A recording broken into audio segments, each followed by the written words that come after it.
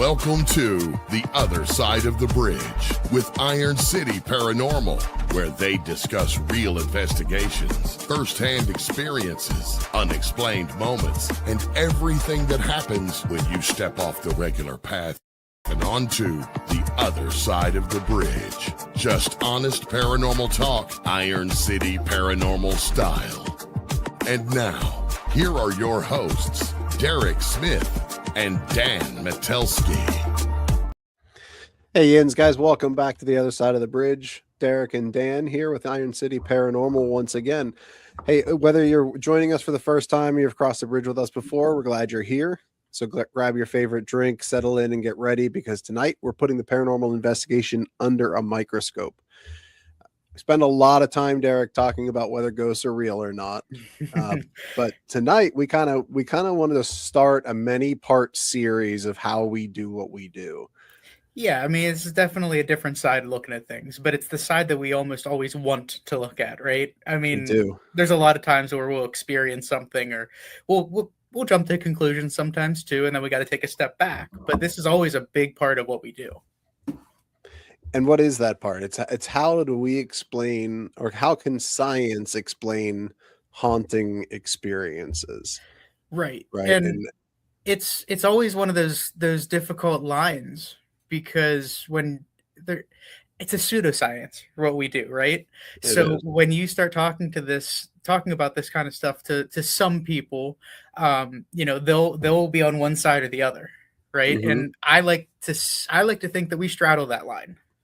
We have to. And I was actually talking to a guy at work a couple weeks ago when I was up in Minneapolis, and he found out that we did this, and he talked to me and he just said, well, I know ghosts aren't real. I 100% guarantee you that ghosts aren't real. I said, how do you know that? He said, I just know. Okay. I said, well, that's really not an answer, right? But I understand where he's coming from. Because people do. They just have that, I've never had an experience, I can explain things. And he said, because we were talking about it a little bit, and I said, well, what we can tell you is that we can't find an explanation for things. Sure. Right. And we will take it that far. And he said, well, that just means that we don't scientifically have another way to, like, another form of science to tell us, or another experiment or another piece of equipment that can explain it. It just science hasn't caught up with it. And I said, I can't argue that, but what I can tell you is what we have right now. That's what we got. Right. I mean, he's not wrong with that. That's right. I mean, we try to apply as much science as we can to this, within reason, obviously, but there's also, you talk about the science side of things, but how many different levels or layers can we just not comprehend as human beings that just might not be there? And our science may never catch up to that. Right. And you could talk spiritual, you could talk, alien, you could talk any of this stuff. Oh, it's so many you things, you could just apply it to anything across the board. And it almost always comes down to that fundamental question of, do you believe or not? And I don't think that's what it should come down to. I mean, it should be a tool. Science is just another tool, and we can apply that to these things.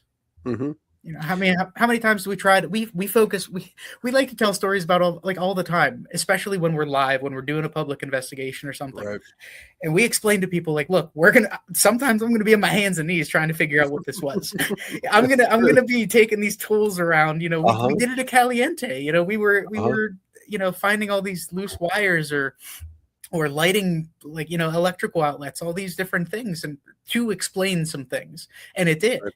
But, we almost always warn people that, like, if you see us doing this stuff, don't be that surprised, because we spend half our time, especially early on, trying to do that.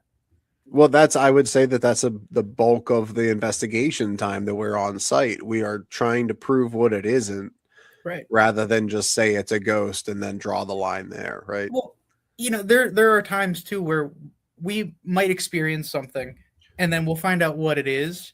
And while one side of us is disappointed that it wasn't paranormal, the other side of us is like, okay, that explains this. Let's move on. It's almost like, okay, check the box. This is this. Let's move on to the next area or the next experience or story or whatever it is. So I mean, it's just another tool in our toolbox that we use along with all of our other devices and everything. So if science can explain an experience, does that mean that the person that is experiencing that thing is wrong in their interpretation of what happened? I think that's tough. I think that's really difficult to answer because you got to look at it from all sides of things. Mm-hmm. When you're the experiencer, you have this certain amount of emotion that goes into it, and Mm-hmm. you kind of, sometimes if you're not expecting it, you can jump through the roof on it. You can, and then your endorphins are going and your adrenaline's running, and then all of a sudden, boom, you come to the conclusion that, yeah, that was paranormal, that was a ghost, I saw this. Mm-hmm. Mm-hmm. So it's hard to kind of come to grips with it when it's not. But Right. there's always got to be that skeptical side of things. Like, being a skeptic isn't bad, right? There's a lot Very of true. times there's a lot of times where people will draw that line, just like, believer or non-believer.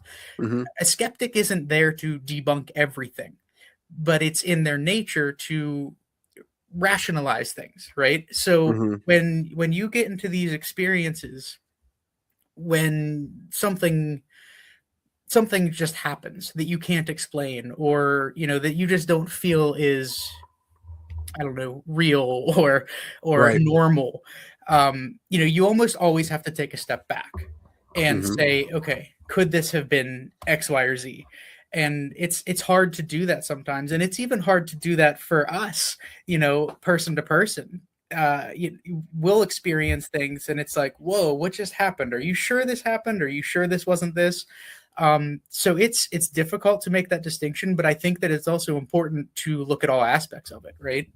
Mm-hmm. I think it's the responsible thing to do as an Sure. investigator is to look at all aspects of it, because we don't want to. I think that the biggest fear for me, at least, I don't know about you, like when we're doing these kind of things, when we're talking to people about this stuff, the biggest fear for me is giving people misinformation Sure. as it pertains to this kind of stuff, because at the end of the day, I really don't know what we're interacting with. I don't know if, that person or thing that talked to us through this device was a ghost or if it was something different, right? Sure. So I don't want, it could be, easily explainable with something realistic to, oh, not realistic, but like something normal, not paranormal, to say like that's what we heard here, right? Or we heard a woman's voice on an EVP. Well, we automatically have to rule out that there's no women around, right?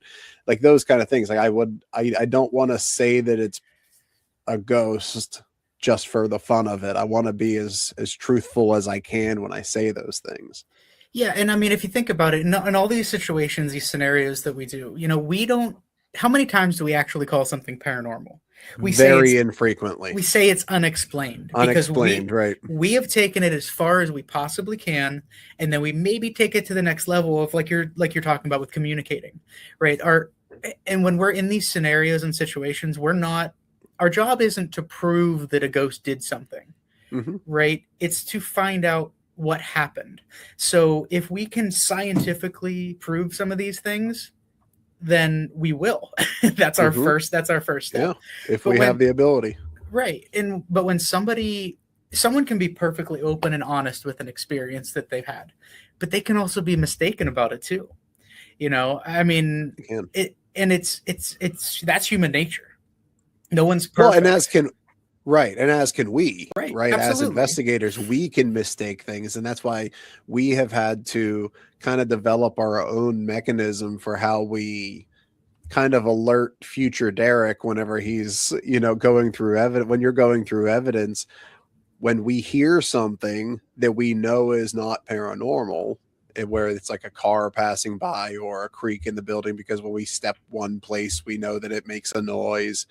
Well, then we have to remember that noise happens when we step on this floorboard or what have Right. you. But then we have to call it out on the recording so that when you're listening back, you don't hear it and then automatically think there was something there that we didn't account for. Well, there's a lot of the times, and this has all come from just experience, right? I mean, I have a difficult time when someone says this person's a paranormal expert, Oh, or, I hate that. I hate it so it's much, right? everything that we do and talk about comes from just straight up Uh-huh. experience. Like Uh-huh. we're not experts. We haven't gone to the other side and come back. That's not how this works. No. We don't have all the answers from God to tell us this. This is That'd be all so experience. cool if we did, though. Dude, it would make things so much easier, It, right? re- Like it would certainly take the fun out of it if we That's just true had too. the explanation for anything. well, yeah, especially if God says no, you're crazy. There's nothing there. Like, Oh man.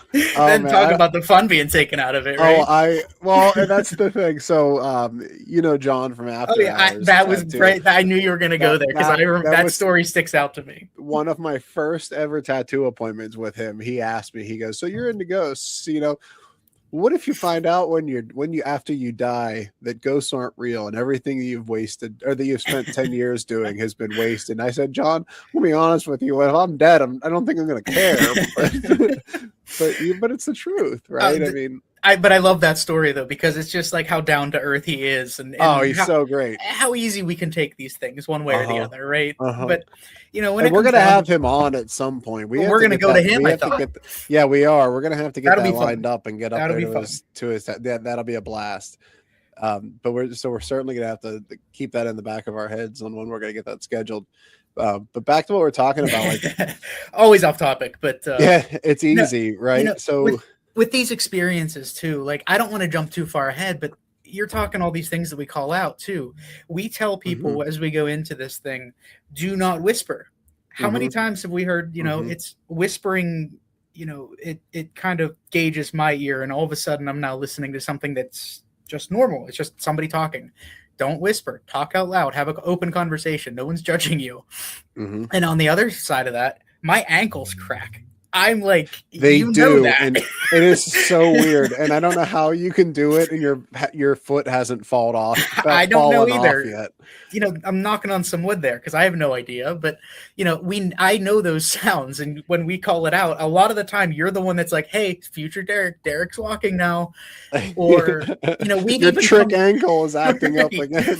We've come down to explanations too, simple things where it's a necklace or keychains or something stupid on us that we just didn't think about, or it was just an oversight. But those are the kind of things where we always look for some other explanation. Most of the time it's not that simple, but we have learned from those kinds of experiences. Absolutely, to the point where with this this graphic was made by AI, but it's very much what we do, right? We look at all of these categories: the environment, the building, the equipment, the human mind. Did we make it up? Right, low light vision, which we'll talk about more. Right there, Pareidolia, absolutely. And then contamination, like all of these things we've talked about, but these are things that we kind of have to go through, for lack of a better term, this checklist to say, this is how we just say what it isn't before we can say that we can't explain it. And I think a lot of the time, at least to this point, we've kind of done it naturally, or without thinking about it anymore. We just kind of go through it, and there's so many of these things that we'll just be walking through, and all of a sudden you call it out because you're all of a sudden it starts to storm, or that was thunder, or that was a door outside. Those things are happening. You're calling them out. You can hear them live in person a lot better than you can on a recorder, and it's just second nature at that point. That's true. No, that's very true. And so when we look at when we talk about science happens in something that is completely counter to the environment that we are in doing an investigation, which is controlled. Right. And that is the biggest part of this. Is a scientific explanation of things typically comes from a lab or from a much more controlled environment than being in an old creaky house that has that. And we try to create that controlled environment by we try to as much as we can, right? But there's so much that's out of our control. I mean, there's no building that I've ever gone into that you could say this is like a paranormal laboratory. That's not how it works. Right. It's between the building having character, between the town, there's people, there's always something going on. So you have to be aware of those things. You have to, and there's so many things, right? I mean, there's like I was saying, we have like just old creaky buildings, anymore wireless. Yep. Right, like wireless signals coming in. I think that was something that we experienced when we were doing the pizza shop at Caliente. Yes. When we would go to a specific place in the building and we would stand there, our REM pod would start to go off at certain points. Right. And we would have get to know exactly where it was. Right. We would get repetition in it, and it would go in waves, and it would come in and our REM pod would go off and then it would go away. And then it would come in. So when we would ask questions, we had to rule that out by, can we ask a question and then get an immediate response? But what we found out was we couldn't, right? There was no intelligent response to it.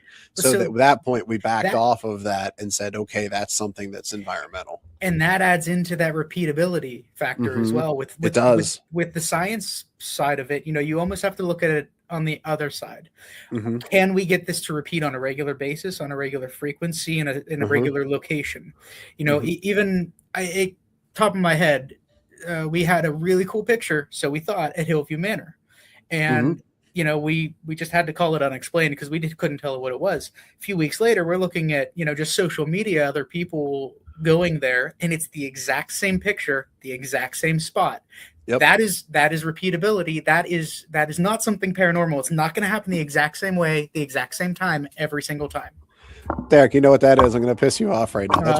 That's para unity. Derek. Oh, I'm sorry. No, but that is. But it is though. I mean, that is. We use somebody else's. Right. I mean, that's why I wish like other teams made their evidence as easily accessible as we do. We try, because we try to make it as unbiased as possible. We kind of just put it up and then let people decide what they hear and what they see, right? And I wish other people did that a little bit more, because it would be a really good place to start. Now there are people that do it, but they're few and far between. And It would be nice if we could, go into an investigation with at least some baseline of what other people had achieved at other places, without all of the content being distributed via like YouTube videos that are very, over the top. And you think about like the videos too, you're seeing the best of. I don't want the best of. I want what's happening on a regular basis all the time. I want that. I want that baseline. I want to know, this is happening in this area and this is why. And we don't usually get that. Sometimes we will. I can't discredit people for, we'll tell people where we're going and they'll reach out and say, yeah, we had this experience here. Focus on this area. Or on the flip side, avoid this area because of all this other technological stuff that's going on here. All the EMF that's here. Just avoid the area altogether. And that's nice when people do that, because that just adds more into to the scientific side of things. Because that takes a lump of time, as you know. We will do through these walkthroughs and things, and we'll get through an entire room, and it takes a while. It takes time before you can actually get into things, and we're always raring to go. We want to get in there and start doing these investigations, but there is a certain responsibility that we have to have moving into it. Otherwise, what's the point? And that's why when we talk about private residences, I think, to me at least, it's much easier when we go into old places, because the kind of things that kind of, for lack of a better term, contaminate our evidence, whether it be like if there's like an old wiring in the building, or if we go to a stage and there's a giant electrical panel that somebody walks up to it with a K2 meter and thinks it's a ghost in the box, right? Those are easier to rule, like to get that repeatability. Every time I go here, I get this spike in my device, right? Because of that wire, because of an electrical panel, because of whatever that is, whether there's a crack in a window that makes a noise every time the wind blows, whatever it is. Older buildings, it's a little bit easier to ascertain exactly what that contamination is. Yeah, you can track newer it buildings. Yeah, right. It's a whole different ballgame when you get to a newer building, not only newer, but also currently being lived in. Correct. That adds a whole different layer of things to it. Because we're not going to go in. We could, I suppose, like walk in and like go to the breaker, like the Shut electrical everything off. panel, and shut off the main and just shut off everything. But we don't typically do that. No, because we don't want to do that to somebody. we either, don't. 'cause Yeah, that- we're trying not to put them out, right? Right. There, because a lot of times they stay with us. They're not like, here, have my home, go for it. right. You know, they do that at times. but Sometimes it's they just- have, yeah. I mean, Mhm. it all depends on them and actually their interest in it and what we're doing. Mhm. Yeah, But but yeah, those are the kind of we things never that we do have that. to do. But those are the kind of things I think maybe we should start doing if we do private residences. At this and be like, point, hey you guys, know, thinking about all these things and all the stuff that's happened before, we might want to. It might just be a step further to say, you know, we Mhm. went through this. You know, we did this process. This is how we do it. And if they're aware of it ahead of time, Sure. it's not a problem. And most of the people are going to say, yeah, go for it. Yep. Like we just never really crossed that bridge. yeah, I think so. I think the people that we've done this for would be very open to the idea because they want to know just as much as we do, right? Absolutely. Because they're the ones calling us in, right? They Right. want us to come tell them if they're nuts or not. You know, which we won't do that. We're not going to say, hey, you know, we didn't get anything. You're stinking nuts. But you're crazy. Yeah. That's right? not that's we're not not us. doing that. But I'm Mhm. just saying, like, There will be you times know, where we're like, sorry, we didn't find anything, or we don't have a reason for this. Or, you know, Sure. on the other side, it was this leak, this, you know, open window upstairs or this old floorboard or something that's creating this noise over and over again. So that works both ways, but yeah, they're the ones that want us in there. They want answers, and you know, we're not going to call anybody crazy. We never are. mhm. Because I mean, Yeah. who are we to say, right? Well, yeah, we're the ones that have wasted all the money and 10 years of our life doing paranormal investigations. So, I mean, who's the crazy ones, right? But I think it's an interesting concept. Like when we talk about like not only repeatability, but like correlation versus causation, right? If we always have the same device going off in the same part of a building or something like that, that's your correlation, right? Sure. Or your causation rather. Causation before that, yeah. Yeah, you can say that this wire is causing that EMF spike. But if we can do it independently of anything that happens every time we walk by a certain area, we put a device in an area where there is no interference, there is no external We can avoid that. environmental impact. But then when we ask a question and it immediately triggers a device, that correlation factor is something that then perks our interest. And that I think to us, whenever we do these things, you know, it's really hard with something like a flashlight. But whenever we are doing things like with a REM pod, an EMF meter, there are these outside sources that can Mhm. disrupt these things. So we either want to find those first and avoid them, or like Mhm. you're saying, we wait until this device activates, or we ask a question to it and then it activates. We do it a few times. Right. We Mhm. don't do it just one time and say, oh, guess what? We now have somebody here. Let's talk to Exactly. them. Yep. You know, can you light this again? Can you turn this on again? Can you make this turn a different color? There are so many different techniques and ways to do it that we try to get that baseline first to proceed. Mhm. Well, and yes, you're right. And it also is the fact that like the more and more we do this stuff, coincidence is less of a thing that I Sure. believe in, you know, because I think that coincidentally, it's very, very hard to say that a flashlight that is turned off is going to turn on immediately after we ask a question Right. 5 times in a row, Right. right? Or, you know, whatever it may be.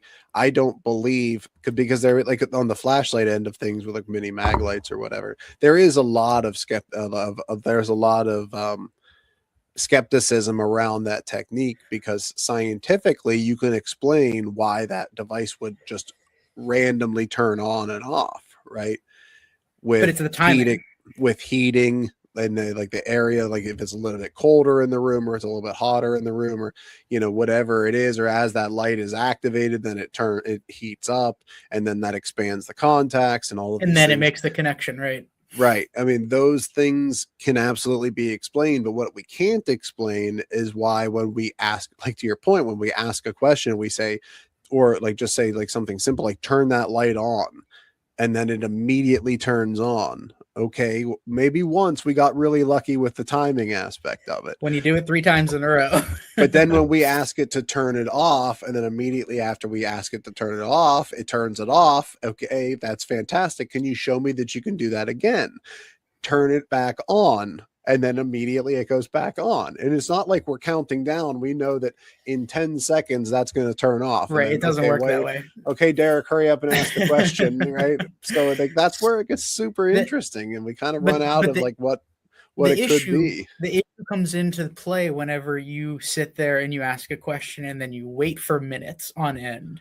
And I've seen people do that before. And it's like, if it's not responding to your question when you're asking it, then that's when you got to start thinking, okay, it's something something more scientific, to your point, where something's actually expanding that and just making that flashlight turn on. It's a hard really test to do, but you do need to keep that in mind. And it comes with experience, right? Exactly. We know that we can't wait an hour for something to happen and then automatically say it's something. Right. So, Derek, we're going to hit the commercial break real quick. Always here. Do. Always do. So we're going to get back into this kind of like I say, part one of our science versus spirits discussion.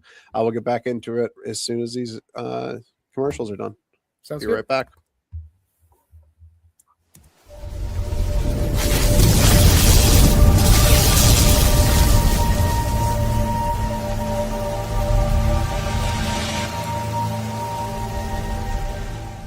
Every ghost story and creature feature lies a far more terrifying truth. The real monsters wear human faces. In the chilling book, All Monsters Are Human, from Derek Smith, 10 Twisted Tales expose the darkest parts of a human soul. From killers hiding in plain sight to obsessions turned deadly. Each story invites you to step into a shadowed world where morality unravels, and the only thing more terrifying than what lurks in the dark is who. These aren't just horror stories. They're reflections of ourselves, showing what happens when fear, rage, guilt, and desire take control. Visit unexmedia.com for more information on All Monsters Are Human from Derek Smith. And you can purchase them at Amazon.com from unexmedia.com.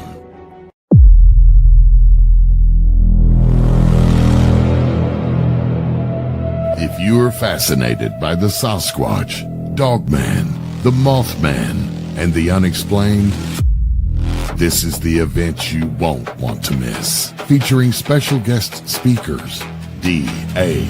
Roberts, Scott Nelson, and Margie Kay, and guiding your experience throughout the day, MC Race Hobbs. Enjoy vendors and exhibits, Bigfoot call contests, costume contests, games and interactive events, and much more. Join us Saturday, September the 12th in Kansas City, Missouri for a full day dedicated to the world of cryptids and the paranormal. Register now at ozinstitute.org. That's ozinstitute.org.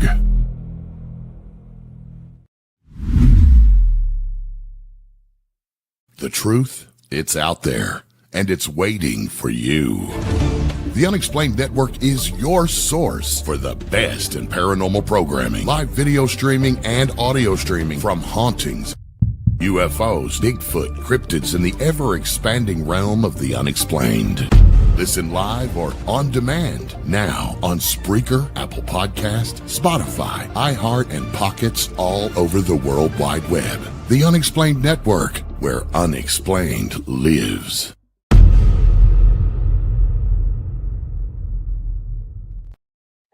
Welcome back. So we've touched on quite a bit on the electromagnetic field side. So when we talk about electromagnetic fields, that's a lot of what our equipment is based on, right? It's energy. Everything is energy, with the thought that spirits are energy. And there's a lot of assumptions to that, right? But it also comes from the experience that not only us have, but everybody that's come before us. It's all made sense. But with that energy, these EMF readers, basically these meters, all do something a little bit different. But what I like about our tools is a lot of them are not based on ghost hunting. It's meant for something else, which we can then just apply to what we're looking for. And I think there's a lot of the time where there's that skepticism side of things where it's like, oh, you're looking for a ghost. you're going to find one. So, Right. Right. If we tell you this device finds ghosts, it's going to find a ghost. as right? in, what's the one that comes to mind? The ghost radar, where all of a sudden Oh, you for start the seeing love them. of Do you God. remember that? Yeah, it's like little it's like an app on your phone, and it's like little cartoon ghosts come up, and it's like, oh, there's one, Derek, there's one right behind you. And then if you spin around in a circle, it doesn't move. If you walk away from it, it's still right beside you. I don't It's want to hilarious. spend any more time on that because I'll just crack up. But Oh, this we could do a whole episode on like don't trust yeah, ghost apps, right. right? There are some good ones, but anyway, There are besides the there are point. some really good ones, but again, we've found good ones because we've ruled out the bad ones. Just like we have Yeah. to like explain, with what things aren't. Uh, We've also had to go through the trials and tribulations to say this ghost app is kind of a joke. And a lot of the time, it's somebody brings it to our attention, and then we're like, you think it works? Let's give it a try. We're not usually Very true. searching them out, right? I mean, it's No, somebody never. will bring it to us and like, hey, what do you think about this? Like, never heard of it. Let's try it. Yep. So most of our devices are on EMF, obviously. Another fascinating idea or like thing that I've been researching more and more on recently. I watched I'm fascinated by the use of AI that people are using it towards trying to solve these mysteries that humans have been trying to figure out for so long. Mm. One of those was Stonehenge, Okay. where somebody took I think it was Grok AI, and they gave it absolutely every piece of research that has ever been published on Stonehenge, and they asked the AI to kind of solve what Sure. its purpose was, You could right? probably make an entire TV show out of having a AI apply these Oh, things. absolutely. Absolutely. And I think it was a YouTube video. It was like an hour long or something like that. It was like extremely well done. But it started to talk about these reverberations of sound with the positions of Stonehenge, that it did like this sound wave reflection type study. I Was don't remember what it's called exactly. was it the one with the infrared sound or the infrasound that was It's meant for like healing infrasound. or something, like Well, human that's bodies? right. That That's was, what it was. When I've heard it's that. like, yeah, these sounds deflect off of the stones and they create, because there's a lot of people that have like uneasy feelings when they walk through Sure. Stonehenge, right? They feel like it's energetically charged and all these things. Well, Well, that's and what this AI pointed to was, hey, guess what? The sound reverberates off of these stones and it gives you this infrasound and these vibrations in the air that just put your body into this high alert mode. yeah, and I think there's a lot of the time too where we don't I don't want to say that there's not scientific studies on these things, but it's Mhm. not as far advanced on Right. the sound and even the vibrations that are, that cause the sound. I was Sure. watching, there was one that I saw they were doing it was like a sound vibration kind of thing, and every time it was about like monks and all the different, Okay. sounds that they would make as they're studying or whatever they call it, Mhm. and they applied it to just it was like a flat plate full of sand, and they did a bunch of different sound, these hums and everything, and every single one, if you applied it for long enough, it actually created a different mandala, and it was actually really cool to see. Like this sound Okay. creates this, and you don't hear about that. No one's studying it. And again, it might come down to there's no exact science to it yet, Mhm. but it's really cool, and it's really fascinating with what they're finding out when they apply these things, and thanks to AI, right? Mhm.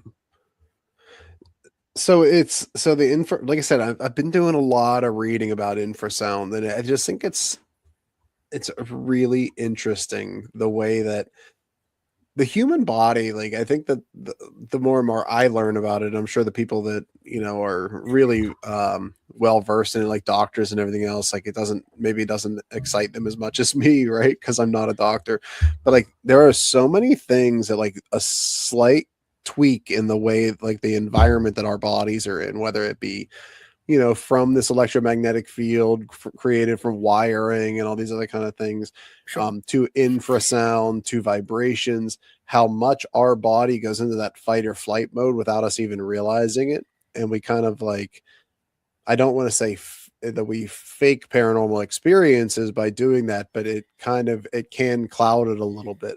Well, a lot of those things are built into kind of our DNA, right? I mean, a lot of those things, whenever we talk about the fight or flight, and I've actually seen a lot of more recent discussion on it, that there's so many different layers to the fight or flight that it's not one or the other. There's like a different level to each of them. And when you're talking about these things affecting it, like maybe we're just affected to a different extent, or a different, or how far our body's taking it or allowing it to go. But with the infrasound and the vibrations that we're talking about, how many times have we walked into a building and we stopped, but we felt like somebody was following us just down a hallway or something, right? But how many times, how can you apply that to those situations, right? I mean, aside from the creaky floorboards, could these infrasounds actually be applied to this? And it's just us thinking that. And again, it goes back to our DNA. A predator stalking us back in the Stone Age, of course you're going to want to know about it. No, you're absolutely right. And I want to be very not very clear, but I want to say,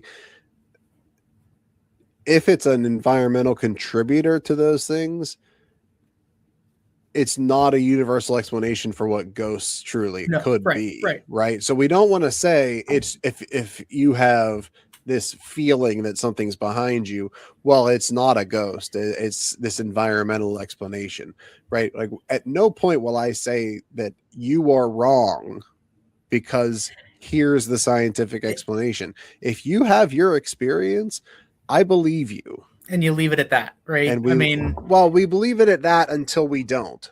Right. We push those things. Further. We use those again as our baseline, and then we continue down that path and try to see if we can get them to do it again. Or I remember, I don't remember what building it was. It was one of the more well-known ones where they had the phantom footsteps upstairs, and our team was stretched along the entire hallway, where half of them were on one side and the other half's on the other. And all of a sudden we start hearing this noise. Well, it's this long 50-foot plank of wood that you're stepping on one side of the hallway, and you're hearing it down there. Like, there's your explanation right there. Yeah, that was that house in Brookline. Yeah, but so when we would walk on a certain plank, and even if we were a room away, it would make a noise down in the basement. Exactly, and it was so strange. And they're not all cut and dry like that. But those are the times where it's like, whoa, okay, put on the brakes here. This is explained. We don't need to proceed. At least not in that aspect. Right. So like, noises are one thing, but when we start talking about like gases and things, that's a next thing, right, that we need to talk about when it comes to environmental impact. And you think it's not even just it could be gas. There could be a gas leak. How many times have we heard that? We're not talking Derek farted. No, not demons. Not demons. No, not demons. but we're like, if there's a carbon monoxide leak. Right. Or something that's a lot scarier to me than a ghost. Think about the things that they can cause those, the headaches and upset stomachs and just and being dizzy or nauseous, and those are just regular. I don't want to say regular, because they shouldn't be regular. You shouldn't be feeling those all the time, but they're things that you can feel in your house anytime that something happens, right? And but to your point with the carbon monoxide, you're not smelling it like you're smelling gas. You're not. So you don't realize that it's happening. And if we would ever have something like that happen, where the entire team starts to feel it at the same time, because we each bring certain abilities, let's call it, or certain sensations or sensitivities to things. We each bring our own with us, and they're not all the same. So we use each other. We talk about that a lot, like with our team effort on things. If I'm experiencing something, I'm going to bounce it off of you, and I'm going to bounce it off of Aaron to make sure that you guys aren't experiencing the same thing. If we are all getting really tired, or we're all getting really dizzy, or we're all just like extremely confused or having hallucinations or something, we need to leave that area. Right. It's not a ghost. One thing comes to mind with that, and I do think we've talked about it before, but when we went to the Anchorage mansion and we went into the basement, there was a total of 5 of us there, all of a sudden we all got like giggly and just like, I don't want to say lightheaded, but it was to the point where you were feeling like something was going on that wasn't normal. Something affected us to that point where it's, something's not right. And it happened to all of us. Every single one of us were the exact same. And it's like, how do you explain that? Well, you get out of that room and you see if it stops, for starters. Right.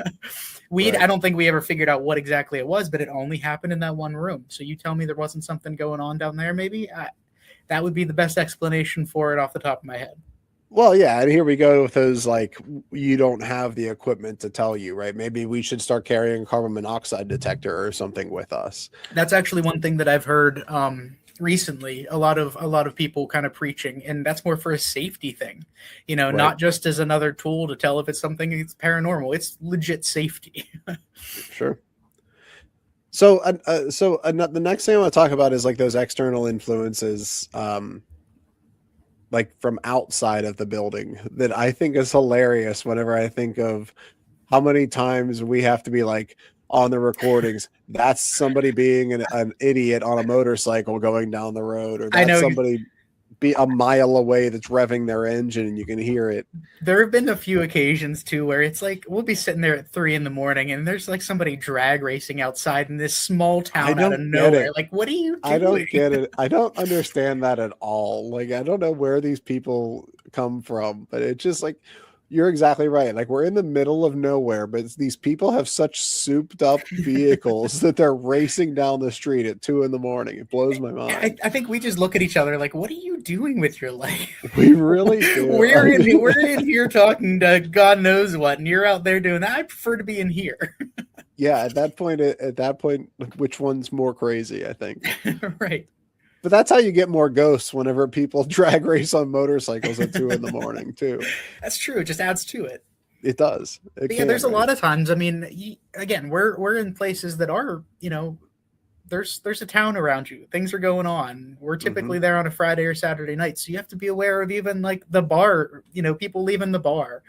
Cars going by, doors slamming. I mean, we've had to call those things out a lot. Mm-hmm. And my favorite external environmental contribution to debunking things, my friend the bat, which will forever be my favorite part of any investigation when we run into bats. And you were very disappointed, I think, at Fairfield when we didn't run into any bats. So upset. The girl that gave us the tour said there were bats all over the place, and we never found any. I was so annoyed. I know you were waiting for it. I think you probably had the camera trained on me half the time, just waiting for my shriek. God, I was so excited. I love when you shriek like that. But there are those things, and I think back to like Blennerhassett Island when you're legitimately outside a lot. There were wolves. There's deer running through the woods. Sure. There's a lot of those kinds of things where it's hard to tell what it is, but you almost have to say, okay, I'm out in the woods. This is normal out here. Mm-hmm. And so, was it a ghost? Maybe it was that watcher following us, but more than likely it was just a deer running around. Yeah. Well, that's why for me, at least, and we each have our own experiences. That's why for me, like, knocking, unless we can get something to like repeat a very distinct pattern, sure. With knocking, which is not something we've done a lot, but we have had it happen. Yeah. Not footsteps and those kind of things. I'm very suspicious of those. But then if we do like we did at Fairfield just recently, when you can hear it at the end of the hallway and it's happening for quite a while and it's very distinctly different than just a cracking board or something, it actually sounds like footsteps, then you've got my ear. I mean, it goes all the way back to when we started at Hillview and we literally just sat in the hallway and listened, and you could hear footsteps in rooms, and those weren't wooden floor, regular wooden floors that people were just walking on outside or around it. Nobody was moving there. And you tell me what that was. Why did it sound like it was somebody, with a walker walking? There's those other things that add into it. But yeah, it's very difficult to tell, especially whenever you get bigger groups. Like, I know personally, I like the 3 of us going into a place. Most of the time we're together. We know all of the variables going into it. Right. Absolutely. But there's a lot of the time where it's hard. Even in Fairfield, there were what, 7 of us, and even when you guys originally went upstairs and we were like, there were 2 of us walking around downstairs, you had to ask that question first. Was that you? I don't like having to ask that question at all. That just kind of adds into that. But well, it's natural, and you have to know. Right. And when we got that EVP in the morgue of that girl responding when we were talking about kidney stones, what was the first thing that I did whenever I listened to that? I walked down the hall and I made sure that the 3 girls that were with us, they were over there. 3 or 4 girls that were with us were in a completely different part of the building where they could not have said something that we would have picked up, because that was like, that's where my brain, like the first thing I heard, the first thing I thought of when I heard that was go check them. Make sure they're not standing right outside the door talking, innocently having a conversation, not trying to contaminate, but they're talking just happens, or something. Right. Or they're walking through the area. Right. Right. And it's actually really nice in a situation like that, because right before that, one of them was out there. They were in that hallway, and we were talking to them. You could hear their voice and you could compare it again to that scientific method of repeatability. Right. Does this sound like this? No, absolutely not. Yep. That's the truth. But that's why we run recorders and videos as much as we do, just to be able to use the comparison method. Yeah, and that's where the demon thing came from, right? That's right. That's where the I smell a demon came early from. On, EVP contamination, because our stomachs growl in the middle of the night because it would be a while since we've eaten. We'll have gas. We'll have, I'm out of shape, so I'll breathe a little bit heavier than I would think that I do, or something, Right. And that's where. This is where, when we talk EVPs, and I know you and I have talked about this just recently, with that one recorder. It's like a Panasonic recorder. That's like an old one that records on tape. That is like the most sought after EVP device in the industry of paranormal investigations, to the point where they're like $2,000 for a damn voice recorder. Right. And it's ridiculous. And for what? Well, but I've read a lot about it and heard a lot about those devices. And I every time I listen to an EVP that one of those things comes up with, the mechanical noise of the device engaging the tape and recording the audio or doing whatever it's doing at that time, all of the EVPs sound very similar to me. Now, I know there are people out there that have had some really phenomenal captures for EVPs on those things. So I'm not saying that they're all of them by any means, but what I'm saying is those devices, let's not take them for face value all the time. Well, and you gotta know that in the back of your mind too, that's happening, that is an effect, that is something that's there. Because otherwise, I mean, if you think about it on the other side of that, there's a reason that those things got the reputation for being one of the best that they did. But how many people were paying attention to that noise and to how it was triggered, and rather than just listening to the playback on it. But I think just taking that out of the equation altogether, with the audio devices that we have, being able to compare them to videos, heck, running 2 recorders side by side, those kinds of things always are super helpful in those kind of situations. That's something that you and I have gotten one of our better EVPs on, when we ran 2 recorders side by side. And I don't know why we haven't done that more times than we have. But we've had one instance, for those that are unfamiliar, we've had one instance we were investigating your sister's apartment in Cranberry, where she was doing a lot of digging into your genealogy, and there was somebody that she just was curious if there were things that were, I can't remember exactly what the whole thing was her apartment, while we ended up going there. So she just started hearing footsteps, hearing noises, just feeling weird, especially when she was by herself. They even saw a shadow at one point.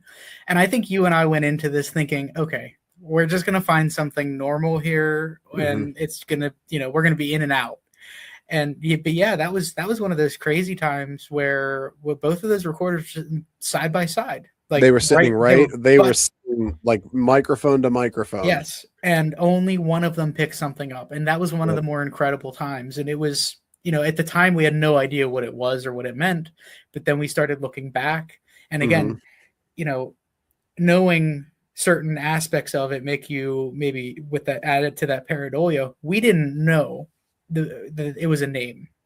And we actually had to look back in her records, and she had to look through things and actually found the name in there of who it was. And then we started to look into the story without getting too far off topic, what it meant. And it was actually meaningful to her research. Right. And like, we'll have to play that. I don't think we've played that on any of our previous not episodes, on ours, no. But that EVP was one of our better ones, where it was very clear that it's the word or the name Naomi came through. Yeah. Which ended up, to your point, of being somebody within your family lineage that you were not aware of, and your sister was not aware of either. Yeah, and there was actually a really interesting story behind it and everything. We won't get into that here because I think that could make for a good episode on its own. But yeah, I mean, and we listened to it, and then we did you listen to it, tell me what you hear. I'll listen to it and tell you what I hear. And then when you're able to compare it, and then you even have other people sitting there listen to it, it's interesting to compare. And then when everybody hears the exact same thing, you tell me that's undeniable. Like that's best case scenario. Right. Oh, I think that's a very important part of EVPs, and not only EVPs, but also what we do with the Estes and the Spirit Box, right? Is to have multiple people listening to it independently of each other. And we do that with our evidence as much as we can through social media, where we'll post it and then in the comments say, this is what we hear. We don't put that first and like up front in the post. We just save it for the comments. We let you listen to it first, right? Yep. Have your opinion before we tell you ours, because it does, with like that pareidolia stuff. It's real. The audio pareidolia is real, especially with those EVPs. Like, when you say I hear this, then that's exactly what I'm going to hear the next time, right? And it's such a problem whenever you get into it. And it's actually the best case scenario is when we're listening to it live, we hear something as we're playing it back. I will go in the other room, I'll put headphones on, listen to it a few times, and I'll say, okay, listen to it at this marker, play it back over and over again until you tell me what you hear. But the best is whenever, we all know Erin's the one that says, I can't hear any of these things. When she hears it, there's something there. That's true.